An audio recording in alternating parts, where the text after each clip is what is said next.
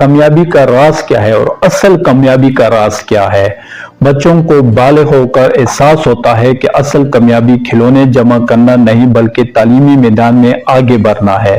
پھر شادی ہونے پر معلوم ہوتا ہے کہ بہترین شریک حیات کا ملنا اصل کامیابی ہے۔ پھر روزگار کے معاملات سے دل میں یقین پیدا ہو جاتا ہے کہ اصل کامیابی کاروبار کے وسیع ہونے یا ملازمت میں ترقی پر ہے۔ جوانی ڈلنے پر نقطہ نظر تبدیل ہو جاتا ہے کہ اصل کامیابی تو باصلاحیت اولاد، بڑے گھر اور بہترین گاڑی کے ہونے سے ہے۔ پھر بڑھاپے میں انسان کے نزدیک اصل کامیابی کا پیمانہ بیماریوں سے بچ کر جسمانی اور دماغی اور تندرستی کا برقرار رہنا۔ بالآخر جب موت کا فرشتہ انسان کو لینے آ جاتا ہے تو اصل بات کھل کر سامنے آتی ہے کہ کامیابی کے تمام تر دنیاوی تصور در حقیقت بہت بڑا دھوکہ تھے۔